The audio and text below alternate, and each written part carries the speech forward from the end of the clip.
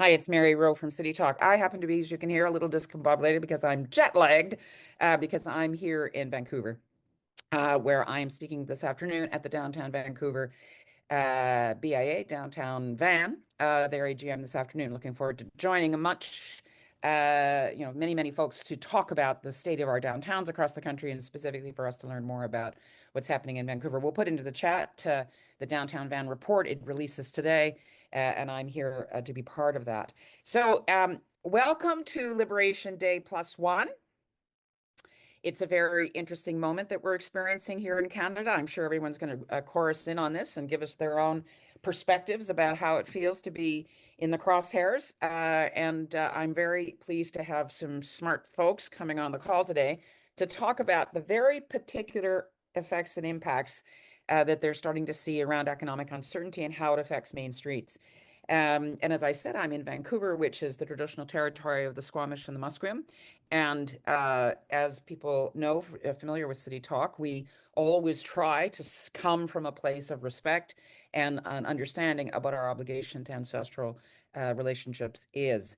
And main streets are an interesting form of topography that actually is part of the Indigenous culture. And I'll be interested to hear if there are Indigenous participants in the audience who want to comment on that, because it's one of the reasons that we chose Main Streets was we felt it was a concept, a unit of analysis that would resonate with people in different sizes of communities coming from different backgrounds, different cultural traditions, different kinds of experiences of urban farm, and that's why we've kind of zeroed in on it.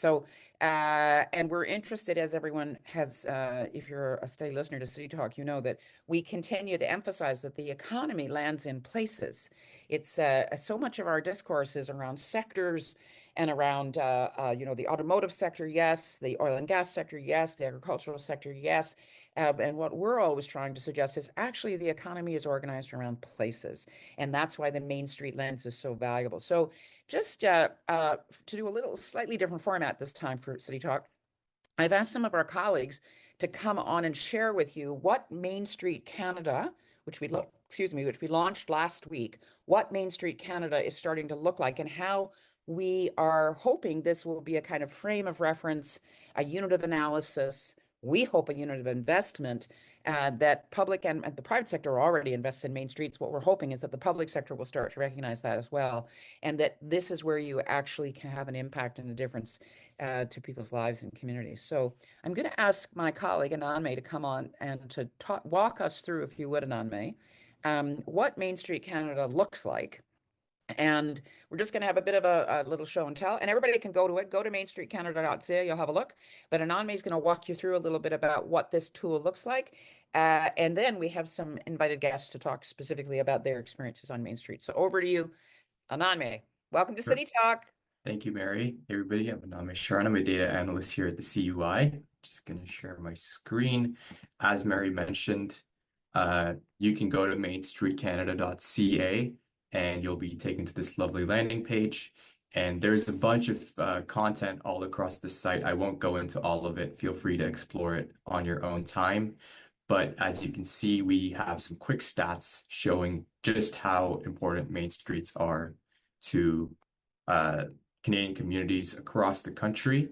Um, Given that tariffs are top of mind, one of the things we've been working on developing is this tariff impact tracker, which I'm going to show over here.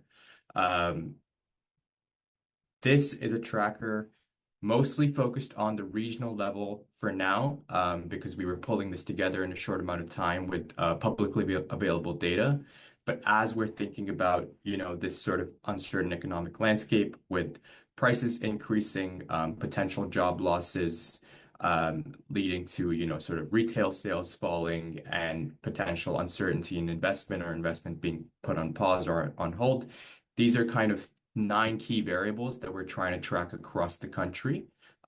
So across three categories of jobs and businesses, prices and consumer set spending, and investment. We have these variables at the CMA level for about 50 regions all across the country. And if you go to the tariff tracker from the Main Street Canada website, you can go in and sort of select whichever region you're most interested in, and then the variables will populate, and you can see sort of month-to-month change and year-to-year change if you would like. We find that these metrics usually update sort of on a 1 to 3 month timeline. So we try to keep this as updated as possible. Some of the metrics you can see are for March of 2025. Some of them are lagging a little bit further behind. But as these tariff impacts start to hit, we'll be able to see sort of over time the true impact or the impact on the regional level at least. Um, I'll go into the second tab quickly to see that specific trend over time. Each of those specific variables, you can go in and sort of select a variable that you're interested in, go in and select the specific date range, specific regions that you want to see, and be able to download this data pretty quickly as well. And then finally, we also have a map, which shows, again, at a super high regional level, sort of these variables and their changes month over month. As Mary was talking about, the impact of the importance of place is very key. So we wanted to be able to view that geographically. Obviously, these are at the regional level, but we are obviously very interested in working at the Main Street scale, and we're working on methodologies to sort of track impact of not just tariffs, but track Main Street sort of scale geographies analytically. I'm just going to quickly share a dashboard that we've been working on that shows some of this type of analysis. This is measuring visitor levels, as well as some other categories of variables that we at the CUI are really working on developing as both as an approach and as a product to be able to do this analysis really well at the Main Street scale. So thinking about regions, thinking about sort of bigger issues, but obviously trying to really hone in and measure things at the Main Street scale as well. So you can see, I'm going to quickly just show the visuals. We have a lot of data, and we're building up a lot of expertise in being able to do this kind of analysis quite quickly and quite well at Main Street geographies across the country. And if you're interested in exploring more of that, there is a section on the Main Street Canada website, which talks specifically about these sort of Main Street data dashboards, and you can reach out to us and talk about what we can do there. But yeah, I just wanted to quickly share the tariff tracker as well as mainstreetcanada.ca. There's a ton of other content on the site, talking about what action cities are taking, the action CUI has taken, the various programs we have. So feel free to explore, and if there's any questions, feel free to reach out to us. Thanks, Anand-May, and thanks everybody. This is very much a work in progress, folks. We want it to be as good as we can make it. And so, Anand-May, I think part of the lesson that we're learning is that we can secure data around the impact of tariffs. It's going to take time to be able to see it. And we sort of use tariffs as a proxy for economic uncertainty. So whether there are tariffs or not, or whether it's a 10 or 25 or 65 or whatever, the idea that we're being put into a position now where it's uncertain. We have uncertain economic conditions. And am I right that the data that we have now can take us to what is known as a central metropolitan area, a CMA, right?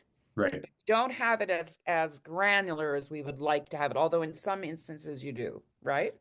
Yes, we are constantly working on trying to get data, at the smallest scale possible. But in Yeah. order to get sort of nationwide data, usually through Statistics Canada or other providers, the regional or CMA scale is what we have for now. Yeah. Yeah. And again, I'm just going to put a call out to everybody to recognize that this is the challenge we've got, folks. We get the country collects data at certain scales, and we're always trying to tease out, tease out, tease out. Can we get it more local? Can we get it more local?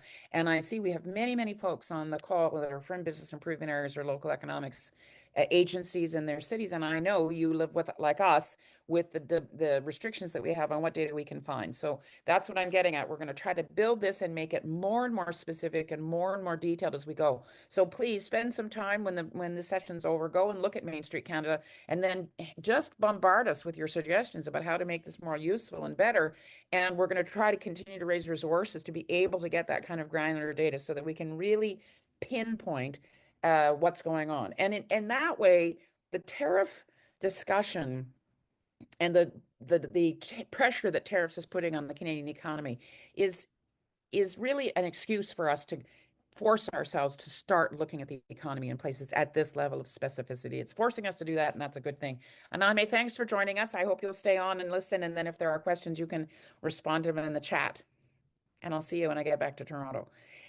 Okay, so um, as I suggested, yesterday was an interesting day. I was trying to watch the press event in an airport lounge, so I didn't get as much detail as I would have liked, and then I tried to read as much as I could. I'm sure there are lots of folks here on the call that have done a much deeper dive and a much more sophisticated analysis than I've been able to do so far. So I'm looking forward to hearing from folks in the chat what you're observing, what you think the implications are for your particular piece of the world and how you think it's affecting your local economy. But fortunately, joining us today, we've got people from across the country who are engaged in supporting main streets and main street economies in various ways. And I want to go to Nancy first. Come on, Nancy. Um, because Nancy is ostensibly in one of the epicenters of that is predicted to absorb some of the biggest impacts of tariffs or no tariffs. And I think again on the chat, I'm interested for people to give us anecdotally what are you seeing? Because we recognize that lots of Main Street businesses may not be in the export business. And so they may have mostly local customers. And so the tariffs that would be applied to us from the United States may not affect them because they don't have that much good. The people are putting stuff into the chat. Thank you. Um, it may not affect you because you're not selling to American customers, but we know that you are buying from, you're supplying and putting products in your stores from American customers. And so what does that mean? And what is the sort of cycle that we're entering into here? And Nancy, give us your perspective because you have a very, I was about to do that double qualifier, very unique. You have a unique situation. So welcome to City Talk. We're very glad to have you on. And just give people a picture of what the reality is in St. John. Well, sure. And we are unique because we're uptown. I know You're we're talking main uptown. streets and downtowns, and we are uptown. So I did notice Nicholas on there from another BIA. It's Yeah. interesting is we have a large port here, and we have, lumber, Yeah. aquaculture, Yeah. oil. Those are all our export. And you kind of say, okay, what is going to happen with this? And do we know? But we know this, that there has been in advance job loss, contracts that have not been re-signed. And so when you see job loss, then you're going to see a decline in your growth that we just had because they may be seeking, positions in other cities. Yeah. So, that trickle down may not happen right away, but certainly that's sort of that gloomy thing that I think about because we're very fortunate in the uptown. We have a huge densification population right in our uptown that supports us. We found that out during the pandemic. We found out that the locals really do step up and they do, we lost our cruise ships during those 2 years and we still managed to stay afloat. So from my perspective right now, it's a wait and see as to these small businesses. I will say this, that I like, Mary, that you talk about instead of sectors, because this is where we live, places, so the placemaking. We're actually almost competing at this point when we hear about visitors traveling across Canada this year, which city are they going to visit? So I feel like we're in a competition between, some of our larger cities. How are we going to get them here? Some of that placemaking that we do. We do know this, the consumer behavior. People are on, if you look on any of your local Facebook groups, we're talking about where can I get this? It's Canadian, right down to, their dish soap and their celery. Yeah. Those types of things. So we're hyper vigilant about that. So are the businesses. I had a talk with one recently, Notions, they have knitting and such, and they were talking about, I have a clean store, Nancy. And I'm like, what are we talking about, a clean store? And she goes, well, now I'm buying everything from manufacturers that are Canadian or outside of the US.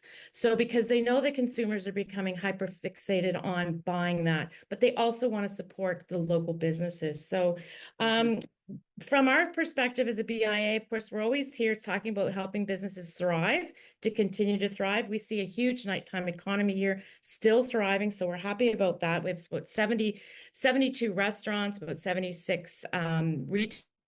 One of the groundswells that we always find is, how do we know they're all one-offs in each of their stores? How do we bring that groundswell together that they know they are being supported by us as a BIA, as a part of our mandate?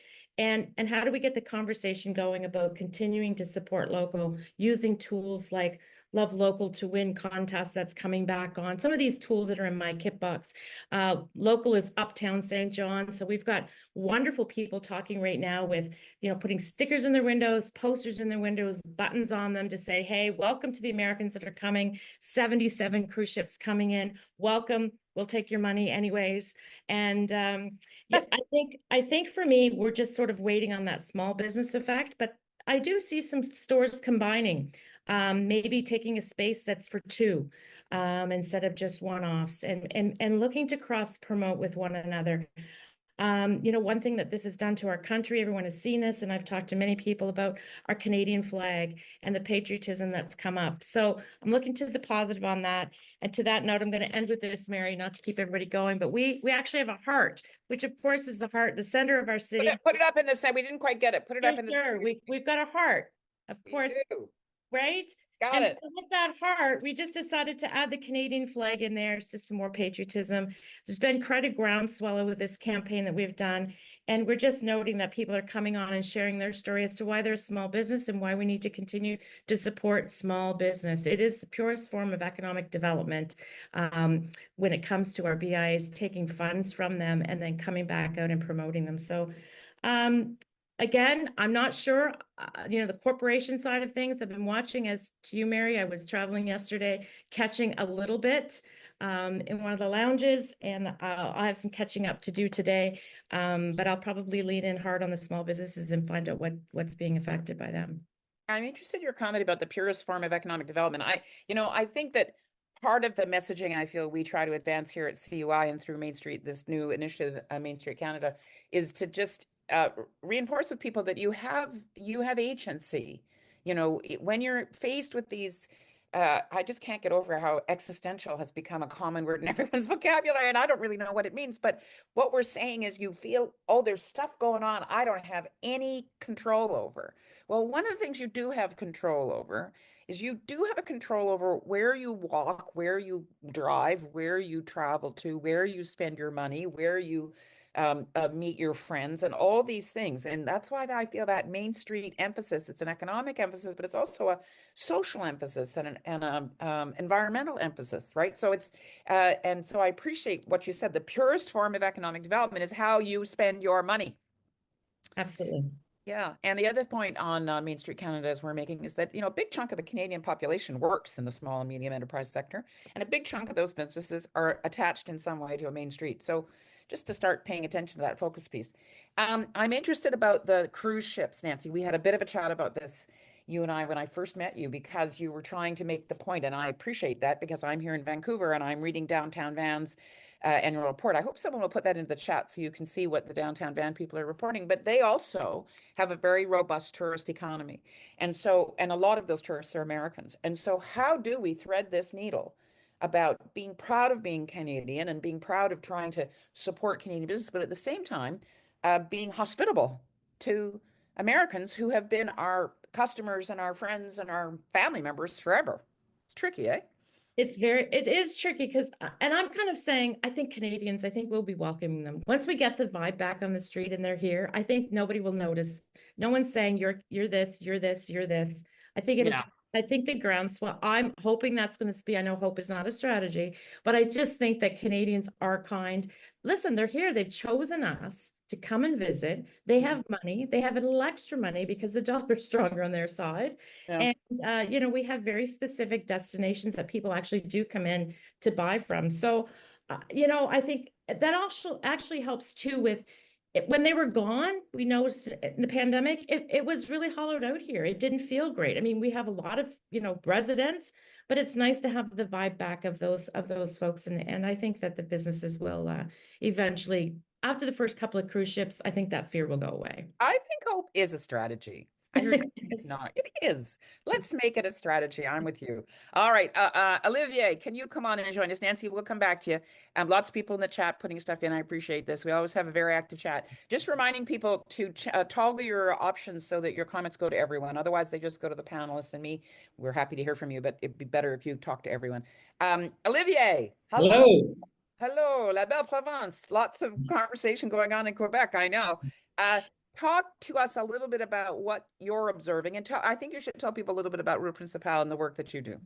Yeah, well, thank you, Mary. It's really great to be here, and it's great to reunite with CUI and see Main Street Canada coming up, and I have Jacqueline and Emily in Montreal. That really helps creating links between us.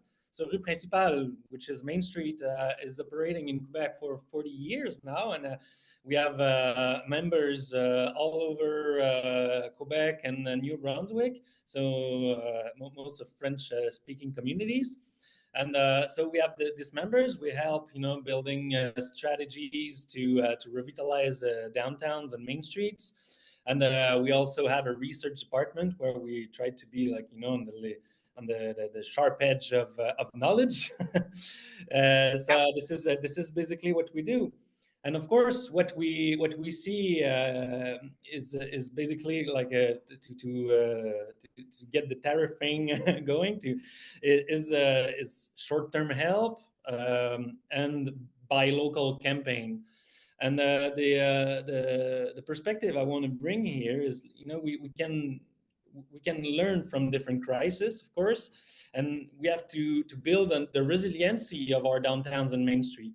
And when we try to learn from COVID, well, the main streets that had the better health or were able to be resilient the most are the main streets, which has critical mass of consumers living nearby. So we're anchored in a community, in a neighborhood that had a critical mass of consumers that were able to support their businesses.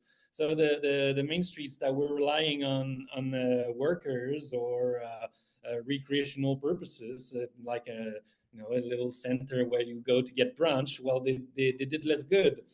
And of course, the touristic hubs did great, especially those who were outside of the bigger centers.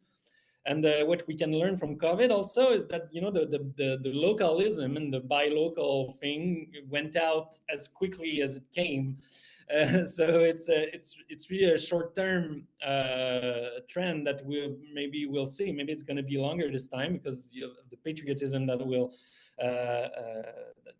that's evaluating. So basically, what I want to bring here is let's not forget and let's keep our efforts to build resilient downtowns and main streets. So we're talking more midterm and long-term strategies, but we have to keep, smartly densify our town centers in order to have this habited neighborhood. We have to what we see here is municipalities that try to have more control on the real estate development, that want to have their hands in the they want to be part of it. And what we see also is taking some of this real estate out of the market in order to have affordable housing, in order to have social economy and businesses that provides the basic needs to have this neighborhood, this complete neighborhood thing, and to have the cultural vibrancy also that keeps in the downtown area, and to be protected from the gentrification. So basically, what it's time to regroup. It's time to stay focused on the fundamentals that will keep our main street and downtowns vibrant, even if it's important to have short-term help and it's important to have this buy local campaigns. But if we want to stay resilient for the next crisis that will come, well, we have to regroup around our town centers, because this is our main streets and downtowns that are in the intersection of building our community's identity to have carbon sober and complete neighborhoods. And this is where we can have also property tax optimization. So if we're able to, as towns and municipalities, to optimize our revenues when there's a crisis, then we will be able to have a short-term help. So we have to work on that business model and be really like pioneers of real estate control for public interest needs. So this We is do. the Honestly, I love that real estate control for public interest needs. Listen, you and Nancy are just coming out with the best short, pithy statements. I know that our staff are going to go crazy trying to pull out little bits of what you just said. Olivia, it's interesting that Rue Principal is about the same age as the Canadian Urban Institute. You're a little older if you're 40 years old. We're yeah, 35 years just old. a bit. Yeah, yeah, but it's interesting, isn't it, that we've instinctively known that we need to be focusing on local capacity, and then that these organizations form up. And it's always interesting, I think, to look at urbanism in Quebec, in cities in Quebec, because they have their own characteristics. They are the main streets have a certain kind of character, as you know, and that's true across the country. They vary across the country, but there's still this common unit that exists, that we obviously have a human impulse. We want to have a relationship with our neighbors. And I loved the idea, the intersection. You use that phrase. It's the intersection of economic and environmental and cultural, but it's also physically an intersection. It's interesting, isn't it? It's the way we've built our communities, and also that they're centers of resilience. I appreciate all of that, Olivier. So I'm looking forward to having our colleagues join on those themes. Let's keep going west, kind of northwest, to Nicholas. Nicholas, come into us now from the Sioux, and talk to us about, again, the particular kinds of things that you're being sensitive to and the kinds of expressions that you're seeing. I was interested, Nancy talked about commercial spaces starting to combine retail, sharing spaces. I know that in northern communities across the country, main streets have particular sets of challenges. It's true in Northern Ontario. Give us a little bit of a picture of what you're looking at and the kinds of innovative things you guys are starting to talk about. Thank you, Mary. And I guess to canon some things that Nancy was talking about, Sure. as well as Olivier. Yeah, I guess to give a picture, I guess even on more of a social lens, we're a border town, the Twin Saults. So there's Sault Ste. Marie, Michigan, Sault Ste. Marie, Right. Ontario. Right. So there's very close connections, even to close many people I know are actually married to somebody across the border. So all of these, you They know, actually, you mean they live in separate countries and they're married? I yeah, love that. or That's my going, kind of marriage, just saying. Okay, well, keep obviously extended families here or there, right? sure. So a lot of the tariff talk and all this and accusations on countries has definitely caused a cultural and social schisms Yeah, when we've been very close knit for many, many years. yeah. I think at one point we were amalgamated as one town. This is, hundreds of Years years. ago. Yeah, yeah, yeah. But yeah, so then more on the present landscape. So yeah, the tariffs will definitely have a direct impact. I mean, according to our Chamber of Commerce in the Algoma region, there's 3,000 businesses in the manufacturing sector. The big players is Algoma Steel and Tenaris, so 25% tariffs on aluminum and steel will definitely have an impact, and 50% of that steel goes to U.S. markets. So we're definitely going to be expecting an impact. We've been through this before back in 2018, but I think this is going to be a little more significant. Obviously, that trickles down to our Main Street businesses. We're also seeing bridge crossings drop as well. Yeah, So a lot of Americans that were coming over here either to visit our businesses, according to data from our BRE from our businesses, that's 10% of the market. So not huge, but still has an impact. Um, and then obviously there's still impacts from the pandemic, high insurance costs related to crime, mental health, and addictions, infrastructure impacts. And, there's going to be, operating costs are going to rise. I mean, that's the thing, as you suggest. I mean, it's not just that you may or may not have American customers, it's that your customers have other costs that are going up that affect their disposable income to then spend money along your main street, right? Yes, absolutely. Right. I know they've gotten inflation down, but this could Yeah. be just a new new Yeah. inflation. Yeah. And and you think about like equipment and Yeah. where the Sioux is located. We're Yeah. about the same distance to Chicago as we are to Toronto. Right. Um, and then we're closer to Chicago than Winnipeg. Yeah. So and with that, so if you're a small business, a lot of your suppliers are from the US. Yeah. So that is going to obviously they're going to have to transfer those costs either they're going to have to eat it or transfer that to the consumer. Right. So that's something small businesses are going to have to pivot from. Um, I'd say some ways to mitigate those costs is those business to business collaborations. So that's not only just doing, joint promotions or events together, these close-knit businesses along Main Street, but also business to business collaborations in terms of shared buying power. So say, a bunch of restaurants, they want to source their packaging for takeout from a Canadian supplier, Mm-hmm. and the cost may be more to transfer to Canadian supplier as opposed to American. But say they organize together, Yep. and then they can negotiate a better deal in bulk, and I mean that's less risk for the supplier. So trying to encourage that to Main Street businesses, because again, they don't have that buying power as a big box store or things like that. So it's just building that capacity and working together to reduce some of these costs as well, and continuing to promote like in solidarity with the Ontario Business Improvement Area Association, the Shop Main Street Canada initiative. We push that here as well. Just making it, really, it's something that we should have been doing ongoing, Right. right? Right.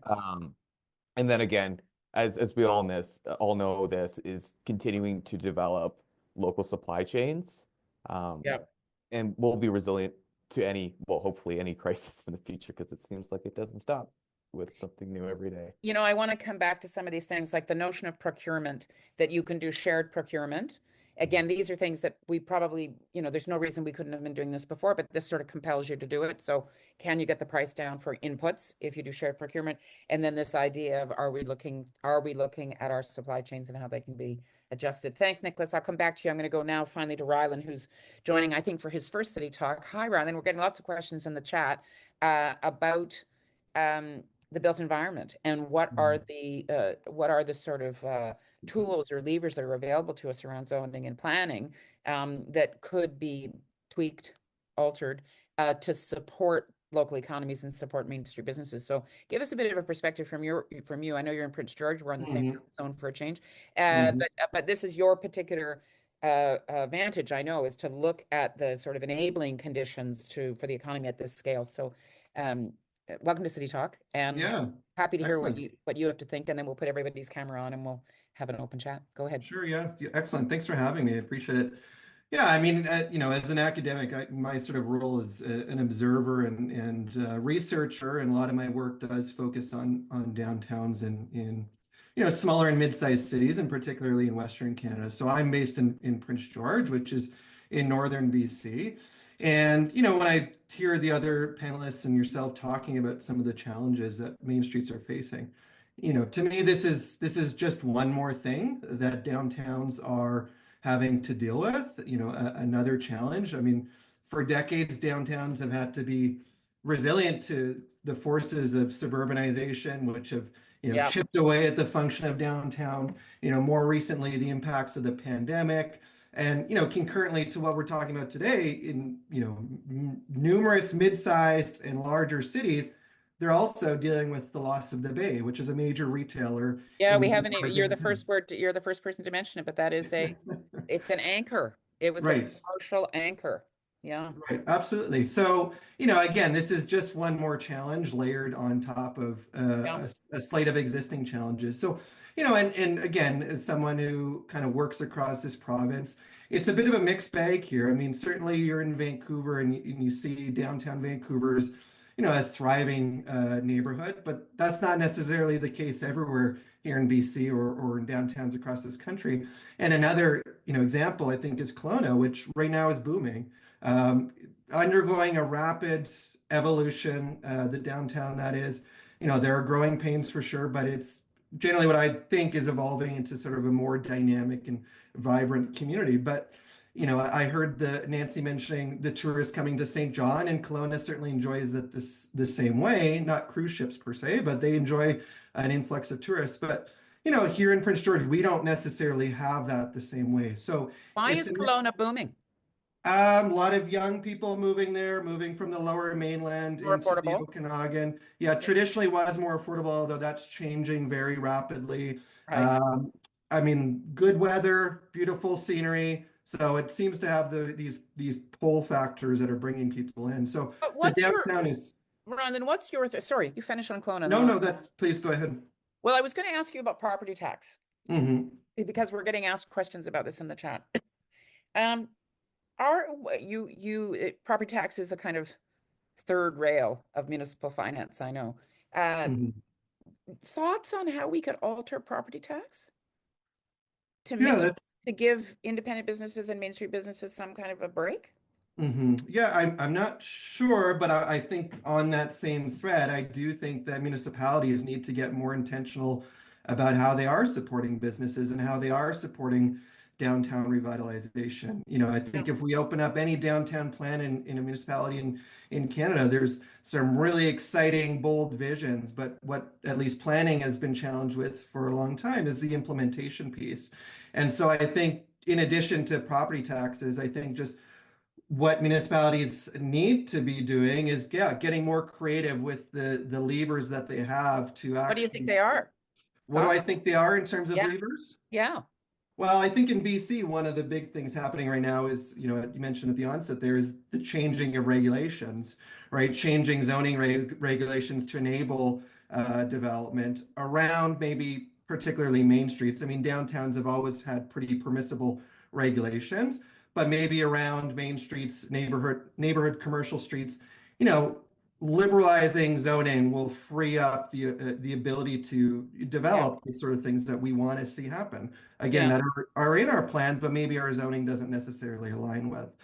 So again, there's a mixed bag in terms of our downtowns and main streets of what's happening, and what I'd like to see is, yeah, municipalities get more intentional with how do we actually start to enable some of these changes that we want to see in our communities. Yeah, yeah. Let's put everybody's camera on and then I'm going to throw one of those incendiary kinds of what about ideas. But everybody join us and we'll go into the Hollywood Square section where everybody is here.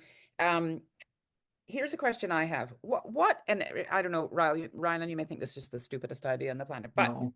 what would happen if we decided we were going to eliminate property taxes for retail and commercial businesses with a street facing front? Mm. This is not an easy thing to do. It would involve provinces, the P word, and municipalities, and how would municipalities be made whole, etc. But everybody, open your mics so that we don't ever have to say you're muted. And let's talk about that. Do we have some bold decisions we could take to really? Yeah, go ahead, Olivier. Bold. Be Well, bold, Olivier. it's maybe not as bold as you would like, but it's just something that happens in Quebec right now. So it's kind of it's brand new, right? So municipalities don't use that power very much, but they can have a different taxing rate according to different Right. zones in their municipalities. Right. So let's say you want to have a fair share of what it costs. Well, if you look like at a Walmart, and this, it's been showed a lot of times that Walmart is basically a building that doesn't worth anything for the kind of area it takes, Right. and what you have to build as an infrastructure in order to make this happen, and the services you've got to provide in order to make it work. Well, at the end of the life cycle of the building, the municipality will have lose money. Right. But in downtown area, this is where you gain money about the infrastructure you build and the service you take. So basically, you can have a different rate. So the Walmart pays its fair share of taxes. So this is the regulation you've got to fix, right? Just we're in the business of moving hearts and minds. you know, that economic development for decades has been focused on large branch plants moving into and attracting investments so that I can see my colleagues nodding. Let's get that plant. We have folks in Southern Ontario who are on this chat who woke up to the news from Stellantis this morning, which affects Windsor, and it's a precarious place that we found ourselves in when we developed that form of economic development. So now, can we use this moment to refocus our efforts on local investment? I don't know, Nicholas, what do you think? You're in Northern Ontario. You've had a resource-based economy for decades. Can we switch it? And we switch it. Well, I guess at scale, can we switch it? There's the question. Only incrementally. I don't think Yeah, it's something we could do just like a switch overnight. right. Yeah, Obviously, incrementally. And that's the only way. Even though, sort of harkening back, saying there's a new crisis every day, it doesn't seem like the world wants to do that. You know, it seems right. everybody. Well, I have a grand vision, and we should just switch everything right away. So I Well, don't no, think no, I and don't think we listen, can. yeah, I mean, I'm not a fan of grand visions. I get that. I think it's incremental too. I mean, Mm. urban life is incremental. We just make little tweaks and changes. But as we look forward to the moment we're in, Nancy, you've got a situation there where you've got tons of assets and you've leveraged them in all sorts of ways to build the economy that is present in St. John now. And the question is, how will it continue to morph? Are there particular approaches that you think we should be taking? I want to stick on for, if we can, what municipal government should be trying to do. We have a number of them on the call. Thoughts, Nancy? What's St. John doing? Are they doing I anything find, bold? you know what, Mary, what I always find interesting is, the goose that lays the golden egg, Yeah, your center. So, for me, an exercise in how much is coming, what's our return on investment? We have a lot of small business. We were to yeah, take those small business, I think somebody did this during the pandemic, paper those windows, shut down. What would that do to our local economy? And not just our social economy, our experience of where we want to live and where we choose, yeah. not just the GDP, right? So I'm actually going to go through that because I get this pushback all the time. Well, Nancy, we're working over here on this in a private enterprise to get a whole bunch of cars and stuff moving over here. And I'm like, but hang on, we're Yeah. over here creating all your taxes for you. What's coming back to us? And I'm not seeing anything I shouldn't say anything. I mean, sewer and water, that's not the sexy stuff, right? But it has to Right, be done. The right. business say we're getting closed again. I'm like, yeah, but do you want water? Of course we do, but what other things are we doing to create the betterment of our main streets and supporting those small businesses? And I've been beating that drum, I guess, if you will, for a little bit. And I'm going to do this exercise. And thanks for the person that put that link up on taxation there from Vancouver. To your point, a few years ago, downtown Halifax, I was living down there, was working at Spring Garden Road. They have done that incremental tax piece across. A good group of people with BIAs and local municipal government. Just maybe take a look at that. Maybe I can find it and send it to link later on, Mary, but Sure. it's a good exercise. It's been working for them. We've been toying at CUI about whether we should develop a Main Street index, whether it be, that you've got these large things that people put up. Oh, this is the health of the economy. Here's where, this is a sign that the economy is this. This is a sign that the economy is that. And they tend to be these large gross numbers, and the productivity discussion gets rolled up into it. And there's a lot of hand wringing. We're trying to figure out, how do you signal where the strength in the economy is and how to invest in it? I'm interested, Olivier. Have you, in your experience, been able to convince people that there's a connection between a robust Main Street businesses, and innovation? Have you been able to show that there's a connection? Or is I think the connection is between governance and innovation. okay, So how you manage your main street and how you structure is open to new ideas, and how you can mobilize people in order to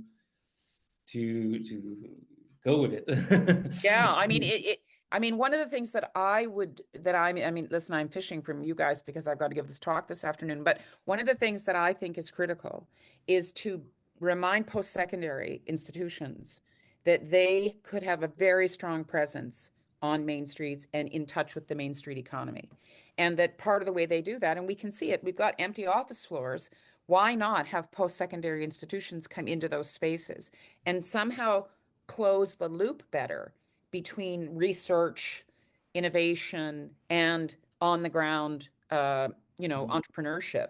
Rylan, any thoughts on Mhm. that from you?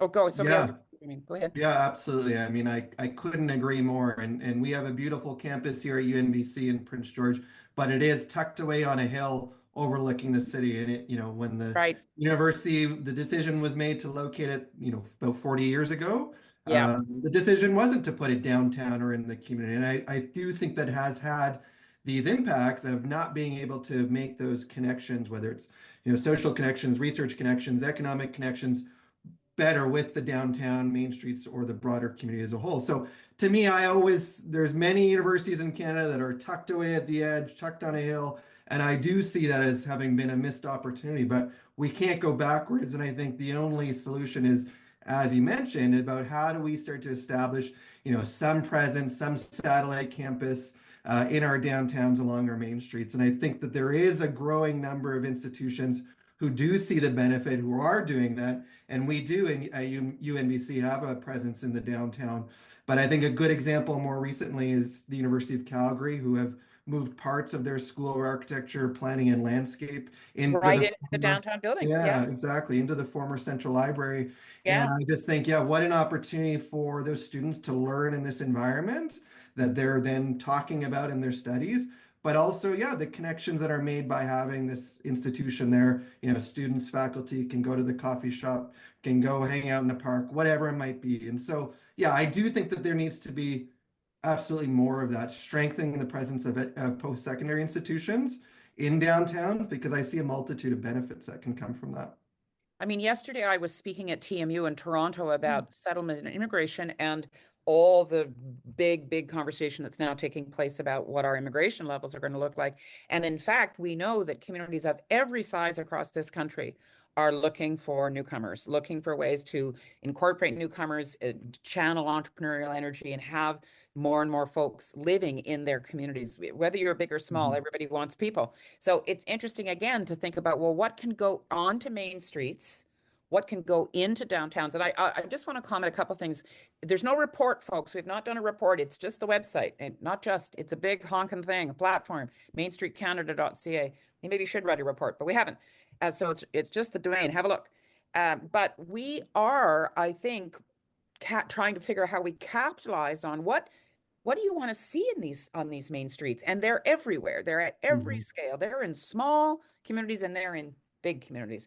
So are there other hints that we could be, else could go into these places? We have the assets, we have the buildings, we have the storefronts.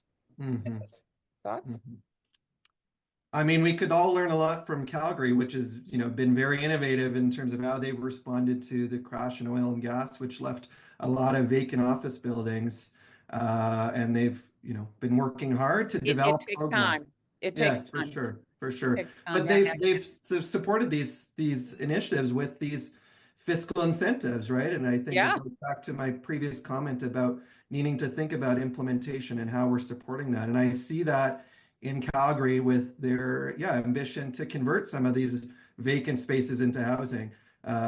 We need the municipality to start to develop these innovative programs. The other thing that I'll just mention is, speaking about innovation, in Edmonton, they've now started to tax vacant parcels, surface parking lots at a higher tax rate, trying to incentivize landowners to instead develop those spaces, which then obviously will have spin-off for the surrounding community. I think maybe even to pull that thread further is, can you then use that money, that higher taxation, and inject that back into the local community through streetscaping or whatever it might be? But again, I think that these are the types of programs we need to be thinking about to stimulate the sorts of things we want to see. Nicholas and Nancy, the two ends. Thoughts from you two? Okay. Yeah, sort of to, I guess, piggyback on that and looking at these spaces on main streets for different usages. Again, I mean, right now I'm actually doing some research with our local museum to look at some of these heritage buildings and see the usages over time, and how they've adapted to changes in social or economic, because we've seen this, through time, just to get an understanding through a historical lens.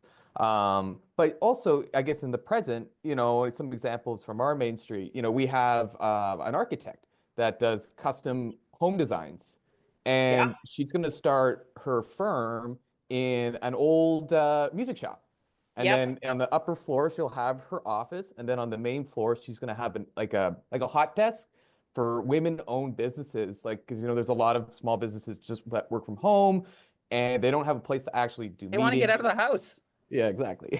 And, so things like that, obviously, shared spaces, like there's a pizza place that shares a space with a baker, but the baker is only in on Fridays, and then the pizza place does pop-ups like once a month, and then you'll see people walk lined up 2 blocks down to get these these pies, but they're doing these cost sharing agreements, right? On Right. a really, micro level.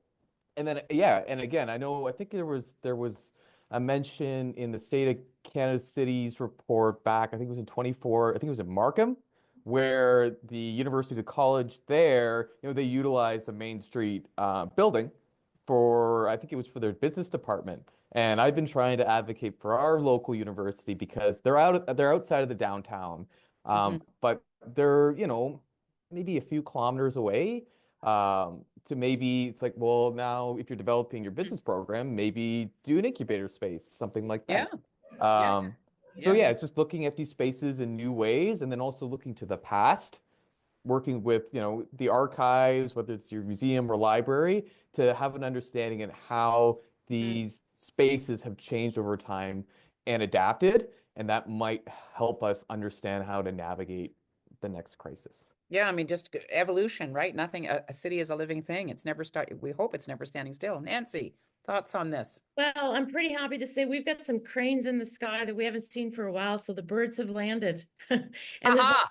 there's a little bit of, construction. It's been difficult we're not used to the urban the growth of getting new business or new buildings right on our waterfront. Uh-huh. But we're really excited about that growth. We're really excited about having more densification to support the businesses. And Ramlin, to your point, we do have a UMB. We have worked diligently in getting like a little satellite down here, having more of that happening. Actually, we connect the BIA with those students to some of the businesses. It could be marketing. We had an architecture firm that we had students come through, and we helped open those doors. So those conversations, keeping those alive and well with our own, with the actual assets that we have within, how are we building on capacity? And I think we're doing a pretty good job here. And I'm happy to say the developers, there's more than one. So there's not one man show. We've got a couple. Some are a little more trying than the others, but hey, they're here. They're investing in our city center, and that's bringing, Mary, to your point, that's bringing us hope. Yeah. It's interesting. It's going to take all of these things. I think that's the question that we have to be continually reminding ourselves is that, as I say, cities aren't static. Communities, even small communities, I think the ones that are static, one of the things that came up in the immigration session I was in is people were sort of saying, well, why don't immigrants move to so and so? And we all agreed, people move to where there's life. And so the question is, how do you invest in creating life for in urban environments? Olivier, when you in your, I know you haven't been there the whole 40 years, but in the years of experience that Rue Principal has been laying down this track, any last words from you in terms of how you bring life to the main street? Well, it's all about residents and About different people. uses, about people. And you got to succeed in the complexity there's and having a university downtown and having your cultural complex downtown and having your centre des foires, the convention center downtown. Downtown. And you see Yeah. so many midtowns, that have all those things, but it's all everywhere but in downtown. And this is all those projects that you got to succeed. So it's all about the reflex of it should go right in the center, and we'll find a way, and we'll densify, and we'll buy land, and we'll can trade it off, and we can play the monopoly game. And this is what we got to get into. I love the idea. Nancy, did you hear that? Olivier sounded pretty hopeful to me. Reflex, about the reflex, that the reflex be about investing in downtown. Last words to Nicholas and Ryland. Thoughts from you about what we need to be prioritizing to bring life to Main Street?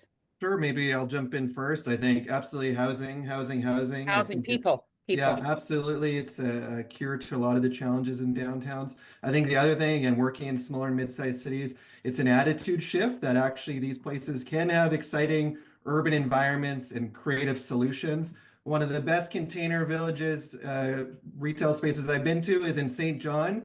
It's such a fantastic space. So again, these communities can have these types of things too. Nicholas. Yeah, I will also canon that more housing, densification, more people living downtown. That also attracts investment, and placemaking.